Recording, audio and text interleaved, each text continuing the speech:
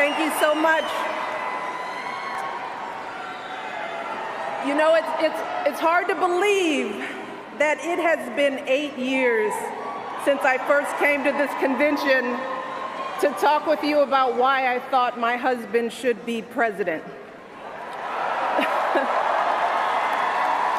Remember how I told you about his character and conviction, his decency and his grace, the traits that we've seen every day that he served our country in the White House. I also told you about our daughters, how they are the heart of our hearts, the center of our world, and during our time in the White House, we've had the joy of watching them grow from bubbly little girls into poised young women, a journey that started soon after we arrived in Washington, when they set off for their first day at their new school. I will never forget that winter morning as I watched our girls, just 7 and 10 years old, pile into those black SUVs with all those big men with guns. And I saw their little faces pressed up against the window, and the only thing I could think was, what have we done? See, because at that moment, I realized that our time in the White House would form the foundation for who they would become, and how well we managed this experience could truly make or break them. That is what Barack and I think about every day as we try to guide and protect our girls through the challenges of this unusual life in the spotlight. How we urge them to ignore those who question their father's citizenship or faith. How we insist that the hateful language they hear from public figures on TV does not represent the true spirit of this country. How we explain that when someone is cruel or acts like a bully, you don't stoop to their level.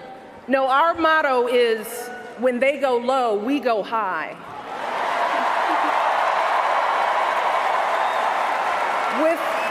With every word we utter, with every action we take, we know our kids are watching us. We as parents are their most important role models. And let me tell you, Barack and I take that same approach to our jobs as President and First Lady, because we know that our words and actions matter, not just to our girls, but to children across this country. Kids who tell us, I saw you on TV, I wrote a report on you for school. Kids like the little black boy who looked up at my husband, his eyes wide with hope, and he wondered, is my hair like yours? And make no mistake about it, this November when we go to the polls, that is what we're deciding. Not Democrat or Republican, not left or right. No, in this election and every election is about who will have the power to shape our children for the next 4 or 8 years of their lives.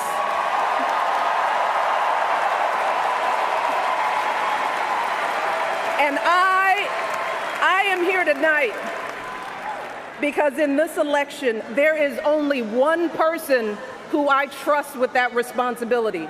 Only one person who I believe is truly qualified to be President of the United States, and that is our friend, Hillary Clinton.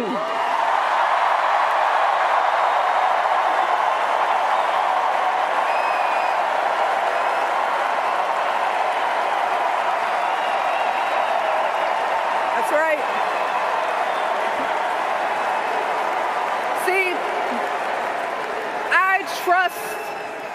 I trust Hillary to lead this country because I've seen her lifelong devotion to our nation's children.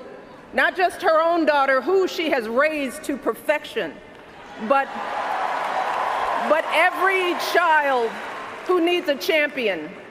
Kids who take the long way to school to avoid the gangs. Kids who wonder how they'll ever afford college. Kids whose parents don't speak a word of English but dream of a better life. Kids who look to us to determine who and what they can be. You see, Hillary has spent decades doing the relentless, thankless work to actually make a difference in their lives. Advocating for kids with disabilities as a young lawyer, fighting for children's health care as First Lady, and for quality child care in the Senate. And when she didn't win the nomination 8 years ago, she didn't get angry or disillusioned.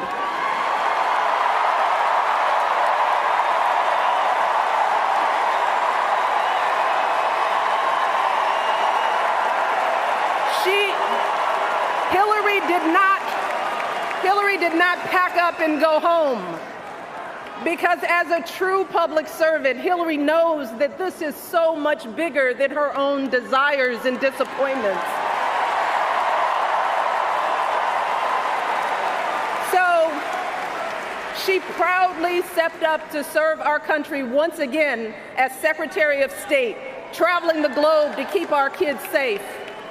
And look, there were plenty of moments when Hillary could have decided that this work was too hard, that the price of public service was too high, that she was tired of being picked apart for how she looks or how she talks or even how she laughs. But here's the thing. What I admire most about Hillary is that she never buckles under pressure.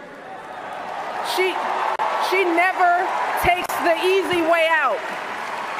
And Hillary Clinton has never quit on anything in her life.